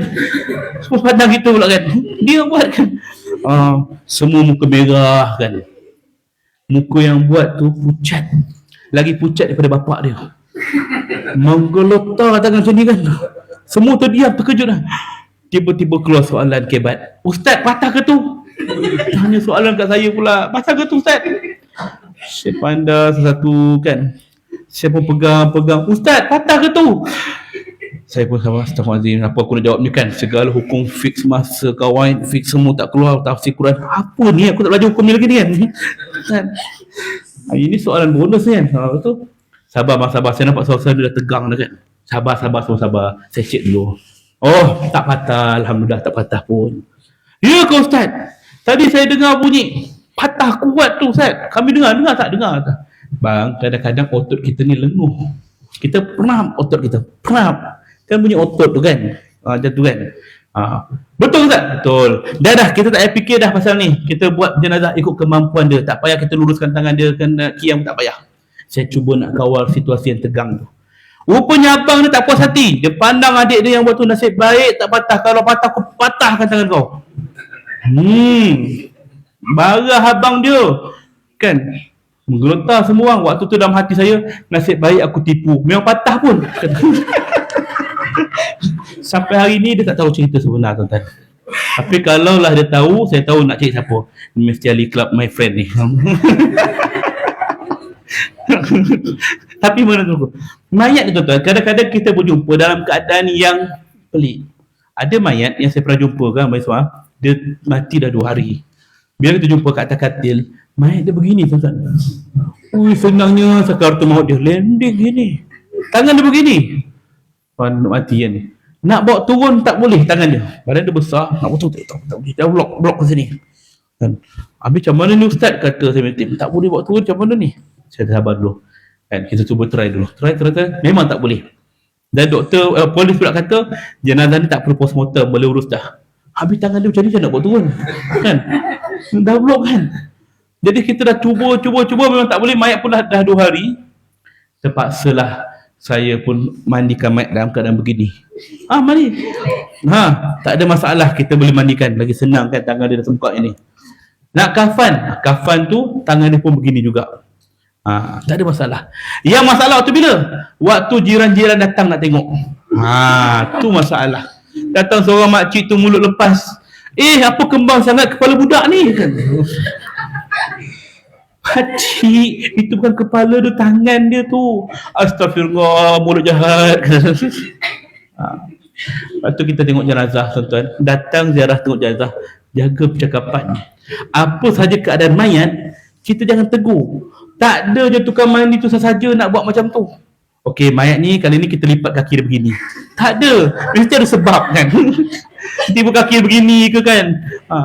Itu mesti ada sebab. Ada satu kes saya nak kongsikan juga dekat Terengganu. Tim kami ni ramai kat seluruh Malaysia. SPJM Terengganu, satu hari dia hantar satu dia. Ustaz, satu jenazah Ustaz real. Apa dia? Ni jenazah Ustaz tak pernah jumpa pun. Saya kata, apa dia? Dia tunjuk gambar WhatsApp, mayat tu dalam kain. Macam dibentuk, bergogah. Mayat ke tu? Ya. Dia buka kain tu, dia dalam keadaan bersila. Duduk bersila. Mati ke tu? Mati Ustaz. Orang tua tu dah mati dah. Seorang-seorang. Bersila, tuan-tuan. Dah kenapa tak baringkan dia? Tak boleh Ustaz. Kita dah cuba baring dah. Polis kata dah boleh urus dah. Ni masalah ni kalau tak bawa ke forensik, tukang mandi lah yang kena settle kan. Dia kata dah cuba dah. Kami takut kesian mayat ni seksa. Macam mana nak buat Ustaz pandangan? Saya kata ikutlah kemampuan dia. Jangan kita paksa dia. Jadi dia hantar laporan, Ustaz, bab mandi settle. Kita mandi macam mana? Mayat tu bersila lah. Mandikan dia. Kapan pun tak ada masalah, kita boleh settlekan. Tak ada masalah. Yang jadi rumit Ustaz, kain nak semayang jenazah. Mayat bersila depan kami. Enggak. Pusing sikit lah. Bayangkan bersila begitu kan. Jadi nak katakan bahawa ini yang berlaku dalam keadaan di luar. Dan apa saja saya nak beritahu bahawa apa saja yang berlaku pada mayat, kita kena husnuzon, sangka baik. Tak ada satu mayat pun bila mati waktu hidupnya, besok kalau aku mati biar mereput je lah, biar busuk je lah. Jangan sampai macam tu. Ya, sebab kita tak tahu besok kita mati macam mana pula kan. Tak ada orang yang minta macam tu. Kita pun tak minta macam tu. Tapi siapa kita nak menghalang takdir Allah? Kalau Allah takdirkan begitu, begitulah jadi dia. Maka jagalah. Ya, saya ada beberapa gambaran saya nak tunjuk. Tuan-tuan standby tak? Boleh ya? Saya nak share ni. Baik, kita pusing dulu kamera, tepi sikit. Ini contoh-contoh sekiranya kita berhadapan dengan jenazah-jenazah yang mungkin kita rasa macam jenazah ni sempurna je. Bagaimana kalau keadaan jenazah yang tak berapa sempurna? Okey. Ini tujuan kita untuk pendidikan, belajar. Baik. Nampak tak? Ini kesan postmortem. Jahit kasar je. Asalnya begini. Mayat ni asalnya nampak tak kapas kat tu? Dia tutup kapas je. Maknanya forensik dia tak jahit lagi. Sebab dia ni mati ketika operation bypass. Dan orang kat forensik ada kat bilik bedah tu tak jahit balik sebab dia kata dah meninggal, biarlah forensik bekerja. Forensik pula ambil jenazah je, dia tak buka. Bayangkan kalau kita sampai kat rumah, jenazah dia tiba-tiba kita buka kapas ni, nampak dada terbuka macam ni. Macam mana kita nak buat? Jahitlah balik. Tuan-tuan pandai jahit? Tak pandai. Jahit dia, jangan guna jahit macam kita jahit baju tu. Ambil benang, masukkan benang jarum. Bisa apa jari benang. Tak jadi tuan-tuan. Dia jarum dia tu jarum bentuk macam kail, apa mata kail tu kan. Tajam. Dan tali saksi. Macam ikat bunyi. Kalau di forensik, kita boleh panggil pegawai forensik, bang tolong jahit. Okey, settle masalah. Tapi kalau dalam keadaan kat rumah macam ni, jangan kita risau, jangan kita bimbang, ya. Sebab darahnya tu setakat tu je. Dia tidak ada darah yang mengalir. Sebab bila seorang tu meninggal dunia, apa saja dalam badan mayat dia tak akan pressure, tak ada pressure yang keluar. Ya, dia akan beku macam tu. Block. So kita bersihkan darah tu, ambil kapas tutup kafan mayat dengan plastik. Ada kaedah situ tunjuk. Alright, next. Okay, sekiranya kita berjumpa dengan keadaan mayat yang mungkin menyayat hati. Contohnya begini. Ni kes budak mati bunuh. Ya, yang bunuh dia pula bukan orang lain, bapa dia sendiri. Kerana apa? Kesan dadah. Ni anak dia ni dia sayang sangat. Tengok gambar-gambar kat Facebook, mana-mana pergi dia bawa anak dia dukung, cium. Tapi kerana kesan methamphetamine dadah tu kan memrongsakkan hati dia, dia tak boleh fikir waktu tu tak macam ayam. Betul tak depan rumah. Jiran-jiran terkejut, anak dah jadi begini, na'udzubillah. Jadi kita yang menguruskan jenazah ni, macam mana kita nak tunjukkan pada keluarga dia? Takkan kita tunjuk posisi macam ni? Tentulah kita akan rasa luluh dengar cerita budak-budak autism yang mati. Siapa? Zain kan? Itu pun kan. Ini kan pula kalau nampak macam ni, na'udzubillah lah berlaku pada keluarga sendiri. Jadi kita sebagai tukang mandi mayat, jangan tunjuk keadaan mayat yang dalam keadaan teruk macam ni pada waris. Kita kena tinggalkan kesan memori yang cantik untuk dia. Jangan tinggalkan trauma pada diri dia. Antara benda yang saya belajar waktu pengurusan jenazah non-Muslim ialah mayat ini dia akan make up cantik, ikut gambar. Saya mahu mayat macam ni gambar, kata dia. Dia ikutlah, okey, maskara dia warna biru. Kincu dia warna apa merah kepimpingan. Okey, merah. Ikut. Sebab dia nak keluarga tengok macam dia hidup lagi, macam dia tidur. So dia tak sedih sangat, dia rasa tenang. Kita pada orang Islam juga, mungkin kita tak perlu make up semua, tapi sekadar kita cantikkan bahagian yang kita tutup, dan bahagian muka dia yang terbelah ni saya tutupkan kapas, tengok mata je.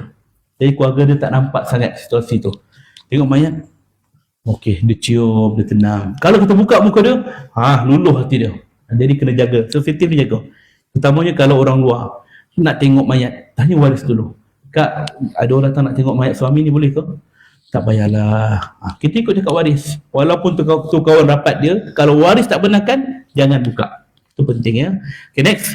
Sekiranya mayat ini dalam keadaan macam ni, terput, berulat, macam mana nak buat? Next, tengok gambar sikit, lagi clear. Ya, remote. Okay, ni mayat ni, kalau tuan-tuan tengok, agak-agak berapa hari? Berapa hari? Bulan? Bulan dah tinggal tulang dah. Ini baru 4 hari. 4 hari. Jadi macam ni dah. Macam mana saya tahu 4 hari? Tengok ulat dia tu. Gemuk-gemuk kan. Dia kalau 5 hari, 6 hari, dia akan keluar macam terbang. Okey. Kalau mayat yang sehari 2 hari, dia halus tu ulat dia. Kecil-kecil, comel. Ini besar. Jadi kalau kita jumpa mayat macam ni, bau dia, Allahu Akbar. Minta maaf cakap, memang bau badan manusia ni lagi busuk daripada bau bangkai. Kan? Jadi apa perlu kita buat? Kita kena betulkan mindset. Mayat ni tak pernah pun minta mati macam ni. Kita uruskan dia sebagaimana kita harap kalau kita mati macam ni, orang uruskan kita dalam keadaan baik. Kita minta itu. Bukan kita minta mati macam ni, tapi kita kena fahamkan keadaan mayat. Jadi, buka baju dia, gunting baju dia semua, ulat yang ada tu kita jangan heran. Yang penting kita lah pakai glove, pakai mask semua lah kan. Uruskan mayat, ratakan air saja. Ratakan air. Tak payah terlalu terperinci, celah-celah jari, apa semua. Celah-celah punggung, apa tak perlu. Lalukan air je. Dengan air kapur bidara, kapur barus, air bidara, lalukan air. Kawasan yang kena dengan air tu kenalah. Kita tak boleh gosok sebab dia dah kulit dah hancur. Lalukan air je. Ulat yang jatuh biarkan, ulat yang kat badan mayat pun biarkan juga. Tak payah raja-raja nak kutip seko-seko. Tu ada lagi tu seko tu jelah badan. Biar je. Kulit yang jatuh kita kutip, kumpulkan. Rambut yang gugur kita kutip, kumpulkan. Bersihkan, letak kat tepi mayat ketika kafan. Tapi kalau setakat selai 2 helai rambut, janganlah kita kejar. Tu selai lagi tu, jangan jatuh lubang. Kau lah ni lambat. Tak, selai 2 helai tak ada masalah. Kalau segumpal tu je kita ambil. Okey? Ni ya, contoh mayat tu sian dia. Mata pun dah tenggelam gitu. Okey? Alright. Kalau tulang pula, puan. Tulang pula macam mana kita nak buat? Tulang dia reput kan. Ini mayat ni baru 10 hari. Abang dah alih kan? Bang, dah alih kamera Mayat ni 10 hari. Bayangkan kalau kita jumpa dalam keadaan begini. Waris yang tengok agak-agak trauma tak tengok. Ni ayah dia ni. Mati di tepi jalan. 10 hari. Dalam keadaan begini. Sekejap. Mayat cepat mereput dekat tepi jalan. Sebab terdedah dengan cuaca, panas, hujan, binatang liar, serangga, maka dia cepat bereput. Mayat dalam kubur, proses pereputan dalam 30 hingga 40 hari. Standard. Mayat yang berada dalam rumah, proses pereputan dalam masa 2 minggu. Ataupun 3 minggu. Ini biasa. Tapi di tengah-tengah jalan, tepi jalan ni, dia nak pergi ke masjid, takdir dia 1 Ramadan. Ni puan, sila. Ni saya lalukan kehadiran ayah saya kata tadi. Konsultan daripada yang nak cerita tentang faraid, tentang isu-isu semasa selepas kita meninggal kan. Pengurusan harta tu penting juga cerita bab ni. Baik, saya nak kongsi lagi. Mayat dia tepi jalan, dia nak pergi 1 Ramadan waktu tu, dia nak pergi ke masjid, nak buka puasa. Orang tua ni dia nyanyuk datang ke rumah anak dia. Abah nak buka puasa kat surau kat masjid ni. Anak dia kata, bah baru asar ni, janganlah lagi, nantilah kita pergi sama. Anak dia pun sibuk. Tahu-tahu ayah dia dah tak ada, dah keluar. Tengok CCTV, rupanya dia panjat pagar. Punyalah dia nak pergi sana. Kan bila seorang tu dah ditakdirkan mati kat situ, apa cara sekalipun dia pasti pergi situ. Kita pun heran, kenapa dia pergi situ? Kan dia nampak lori tu, kenapa dia masuk juga? Sebab takdir dia begitu. Minggu lepas kami uruskan satu jenazah dekat PPR Gombak Steel, dia terjun daripada tingkat 11. Mati. Dia bukan orang blok tu. Dia rumah teres kat Setapak Indah. Abang dia kata, kami kan dia tak pernah pergi ke blok tu. Tak pernah masuk pun. Dia kata nak pergi masa malam kat bawah tu. Tapi kenapa dia naik atas? Siapa yang tahu tetap dia ronggah. Kan bila dah ditetapkan ajar begitu, begitulah walaupun rasa macam tak logik cerita tu kan. Baik, balik pada tadi. Jumpa lepas 10 hari. 11 Ramadan baru jumpa mayat ni. Habis nak buat macam mana? Anak-anak dia yang tengoklah, yang lain tak tengok lagi, nak tengok macam mana upaya. Kita diam dulu. Saya uruskan macam mana? Okey. Tulang-tulang ni kita tengok, ni organ-organ dia yang tak hancur lagi. Okey, macam tu kan dia, saya susun dulu tengkorak dia kat mana. Saya bersihkan tengkorak dia, tulang dia sikit-sikit. Okey, mandikan dia, letak kat tempat dia. Kita kafan macam biasa? Tak. Lepas tu saya balut tulang-tulang dia tu yang ada daging-daging, saya balutkan kafan baru setidaknya, tutup bau dia. Saya buat bentuk macam seolah macam badan manusia. Mana organ tu kita letak dalam plastik, dalam kapas, kemaskan. Okey, kemudian dah siap semua, kita balut. Begitu saya balut. Nampak macam bentuk badan manusia. Letak kapas tebal sikit, kemudian saya letak dengan kain. Jadi kalau keluarga datang nak tengok, mana ayah, dia dalam keadaan macam ni, dia nampak bayangan orang tua dia dalam keadaan sempurna. Dia peluk, dia boleh. Sebab dah ada, kak jangan kata apa, kasar-kasar ya, perlahan je, dia pun peluk. Saya nak tengok muka ayah, minta maaf lah, mayat tak apa nak sempurna uzur. Dia faham sendirilah. Jadi begini pun dah cukup dah. Angkat mayat guna kain, jangan guna macam tu sebab dia tulang. Ini kaedah dia. Cuba cantikkan. Sebab Nabi kata apa? Cantikkanlah kain kafan dalam kalangan mayat yang kamu uruskan. Sebab mayat akan berbangga dengan kain kafan yang dipakaikan padanya. Cantikkan. Tak salah kita bedakkan mayat, tak salah kita celakkan mayat, tak salah kita pakai minyak wangi, tak salah. Itu bab mencantikkan. Tengok sempurna kan. Seolah macam baru dalam keadaan yang sempurna. Baik, selesai. Ini mayat yang baru dalam 3-4 hari juga. Halus kan. Baik, kulit tanggal tu biasa. Okay. Alright. Ni mayat terbakar. Ada gambar baru Mayat terbakar kita tak boleh mandi, kita tayamum. Tayamum kat mana? Siapa tahu? Tayamum anggota badan kat mana? Muka dan tangan. Kalau mayat ni ada tangan tak? Tak ada tangan dah. Kalau jenazah ittifaqiyah yang terbakar tu, tak ada kepala dah. Tangan pun tak ada, seketul je budak tu. Macam ni kita nak buat? Kalau ikutkan hukum, dah terangkat, tak perlu mandi, tak perlu kapan. Tapi kalau kita nak buat juga, sekarang syaratnya. Kat kepala dia, bahagian leher dia tu, bahagian bahu dia. Cukuplah. Yang ni kat muka, lepas tu kita buat kat bahu dia sikit. Tak buat pun tak apa, terus kapan je. Ni kes terbakar. Alright? Baik, simple je. Okey, selesai bab ini. Okey, kita ambil sikit lagi. 6, 7, letak satu benda yang sudah ada berat atas perut mayat. Ambil gunting ke logam ke apa, letak atas perut mayat. Supaya perut mayat ini tidak kembung. Ya, biasa kita nampak orang letak gunting ke apa, tujuannya untuk mengelakkan perut mayat kembung. Jangan letak Quran, jangan letak Yasin, apa-apa ayat Quran jangan letak ke perut mayat. Bukan tempat dia. Dan yang ke-8, gunakan wangi-wangian untuk tutup bau mayat, bau busuk mayat kan. Biasa orang letak bakar kemenyan, setangi, bukhor. Maka kita buat apa pada mayat? Tutuplah, spray ke, letak daun pandan ke. Yang penting boleh menutup bau jenazah. Selesai 2 bab. Okey, nanti kita masuk bab ni. Ada soalan? Kalau jenazah jadi itu sifat hilangan kain kafan sama dengan jenazah dewasa. Baik, kita kena faham dalam bab kafan. Kafan jenazah ni syarat dia tutup aurat dia. Tak semestinya 3 helai, tak semestinya 5 helai. Kalau janin tu, kalau kata 2 helai dah cukup dah. 2 helai lah, selai cukup dah, selai lah. Jadi ikut pada keadaan yang menutup badan mayat, aurat dia tu. Okey, selesai. Soalan lain? Kalau misalnya jenazah tu dah masa selepas mandi kan ada cium jenazah. Kalau yang bukan Islam, cium perempuan dengan perempuan, boleh? Bukan Islam nak cium orang Islam. Baik. Dia tak ada masalah dari segi tu kerana masih lagi sama jantina. Okey. Mungkin keluarga dia ke, mungkin kawan baik dia ke, tak ada masalah. Maknanya selagi batas dia jantina sama. Wallahu a'lam. Ada lagi? Anak convert tadi. Anak convert? Macam mak dia convert. Boleh. Maknanya kat sini ialah kalau anak lelaki mak dia bukan Islam, boleh sebab hubungan kekeluargaan takkan putus. Yang kita cerita tadi kalau dia bukan mahram, tak boleh lah. Kawan lelaki nak cium jenazah perempuan, tak boleh. Tetap pada hukum Islam, dia bukan Islam juga. Okey, ada lagi? Kalau antara suami isteri salah satu meninggal tu suami boleh cium isteri.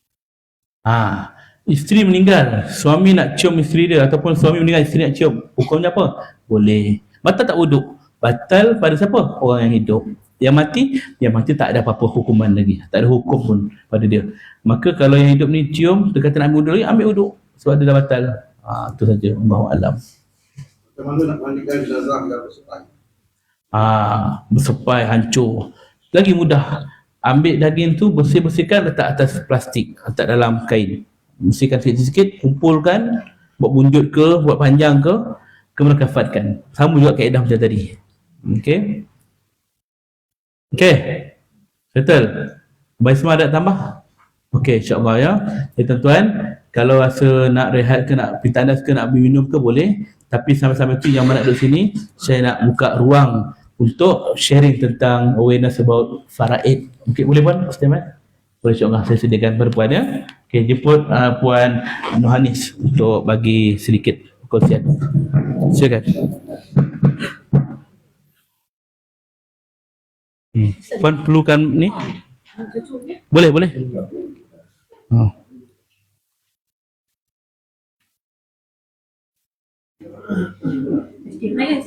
Ni pakai ni.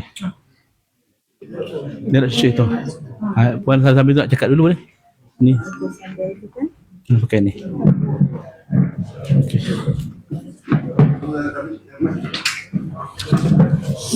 Boleh sangkut kat hidung.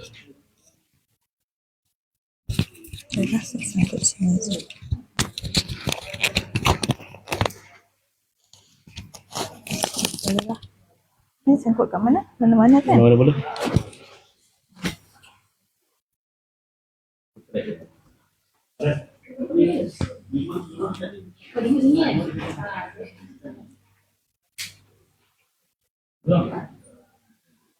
Biarlah yang minum. Tanya Ustaz sampai pukul berapa ni?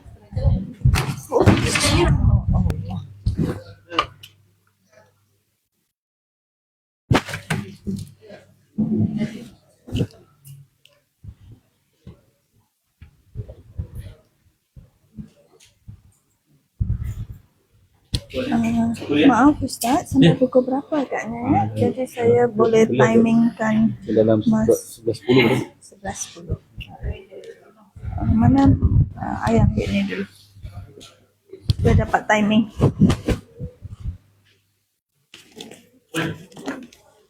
Ambil air.